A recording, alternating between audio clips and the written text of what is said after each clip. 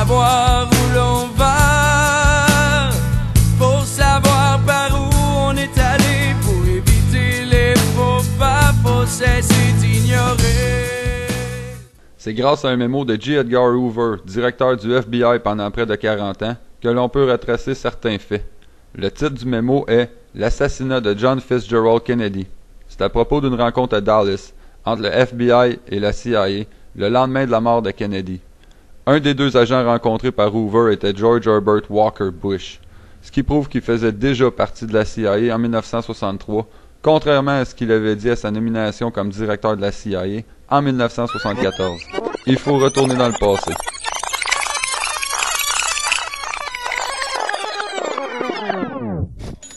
En avril 1914, Rockefeller céda sa place à Samuel Prescott Bush à la tête de la division des munitions et des armes légères des industries de guerre de Bernard Baruch, surnommé le loup solitaire de Wall Street.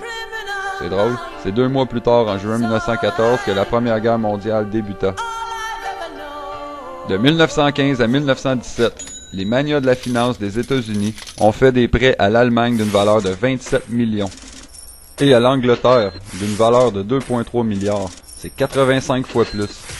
Remington, plus tard acheté par Dupont, financé par Delian, associé de Bush, qui fournissait à la France, l'Angleterre, la Russie, le Canada et bien sûr les États-Unis en armement.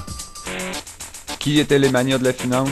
Baruch, Bush, Rockefeller, Harriman, Delian, Walker, etc. En 1921, Prescott Bush épousa la fille de George Herbert Walker. En 1924, c'est la naissance de George Herbert Walker Bush. En 1934, à la demande de J. Edgar Hoover, un sénateur du nom de Gerald Nye forma une commission d'enquête pour enquêter sur les banques et les industries d'armement américaines pendant la Première Guerre mondiale. En 1934, en Pologne, près de la ville de Oświęcim, l'une des régions les plus riches en minerais, la société appartenant à Bush, Harriman et Fritz Thyssen, la Consolidated Steel Corporation, est accusée par le gouvernement polonais de fraude, de comptabilité fictive et d'évasion fiscale. L'année suivante, Prescott Bush conclut une entente avec le gouvernement polonais et la Consolidated Steel a pu continuer de piller le minerai de la Pologne pour fabriquer des chars d'assaut, des avions de chasse, des explosifs qui serviront à Hitler et l'Allemagne pour envahir la Pologne 5 ans plus tard.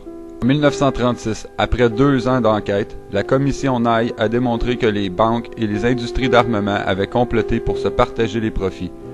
Et la conclusion était que les États-Unis sont entrés en guerre pour protéger leurs intérêts avec l'Angleterre. Pourquoi tu penses que c'est à Auschwitz en 1939 que Hitler fera construire le premier camp de concentration qui entrera dans l'histoire, sous le nom allemand d'Auschwitz, qui veut dire la petite ville? Pourquoi? Parce que c'est les prisonniers d'Auschwitz qui, en 1941, s'ils étaient valides, travaillaient comme des esclaves dans les mines puis dans les usines de la Consolidated Steel. En 1941, après l'attaque de Pearl Harbor, la société est rebaptisée la Silesian American Corporation et est totalement contrôlée par Bush et Harriman, qui empochent l'argent du travail fourni par des milliers d'esclaves d'Auschwitz. Suite à l'attaque surprise de Pearl Harbor en 1941, le gouvernement américain a interdit le commerce avec l'ennemi en 1942. Les actions de l'Union Banking Corporation sont saisies, y compris celles de Harriman et Bush, qui sont dénoncés comme collaborateurs nazis et amis personnels de nombreux dirigeants du Troisième Reich. 1 mois plus tard, le gouvernement américain reprend aussi la Silesian American Corporation, mais Prescott Bush conserve sa fonction jusqu'en 1943, grâce au soutien de l'avocat Allen Dulles, l'homme qui créera plus tard la CIA. En 1942, Bush cesse de supporter Hitler dû à l'enquête de J. Edgar Hoover, mais juste 4 ans plus tard, en 1946, Bush finançait déjà politiquement un autre jeune politicien appelé Richard Nixon. 1947, création de la CIA avec Allen Dulles comme architecte. Les profits réalisés grâce à Auschwitz étaient gérés par Fritz Thyssen, le financier d'Hitler, jusqu'en 1951 à sa mort en Argentine. 1,5 million furent récupérés par Prescott Bush via l'Union Banking Corporation, placé dans une société anonyme créée pour l'occasion, l'Overbuy Development Company, actif dans le domaine du pétrole et dans les brevets pétroliers. Allen Dulles Avocat pour la firme Sullivan & Cromwell, devient en 1953 le premier directeur de la CIA civile.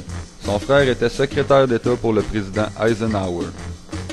En 1953, George Herbert Walker Bush, avec sa compagnie Zapata Offshore Oil, était positionné dans le milieu des opérations de la CIA, près de l'île de Quezon, point de ravitaillement pour les attaques terroristes sur Cuba, comme Opération Mongoose, 40 et Alpha 66.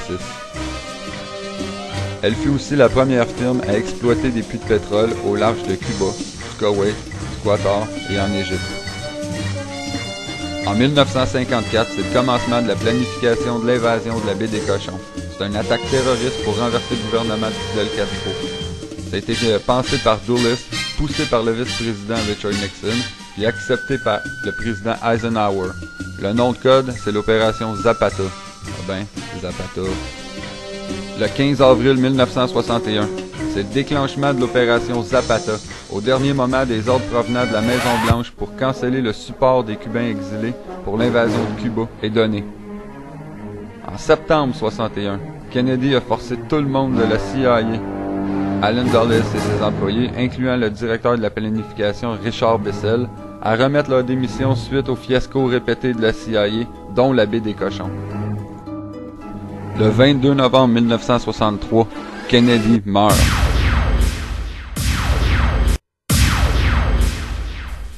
Le 29 novembre, ça c'est 7 jours après, le nouveau président Lyndon Johnson nomme Gerald Ford puis Allen Dulles.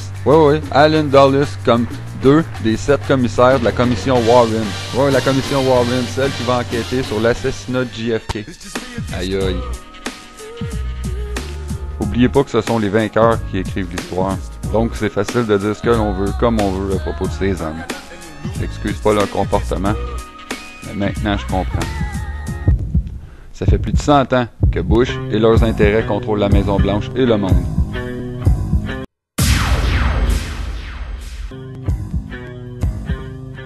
Faire l'amour ou faire la guerre? Je pense qu'ils ont choisi la guerre.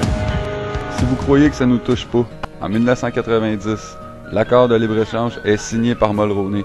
Au même moment commence la liquidation de Petro-Canada aux mains des intérêts américains. En 2002, Petro-Canada appartient totalement aux Américains, qui par un drôle de hasard développent non loin de là, en Alaska, un projet aux répercussions non calculées. Le projet HARP, qui pour fonctionner a besoin de 7 tonnes de mazout par jour. Je me demande bien qu'est-ce qui cause le réchauffement de la planète, hein?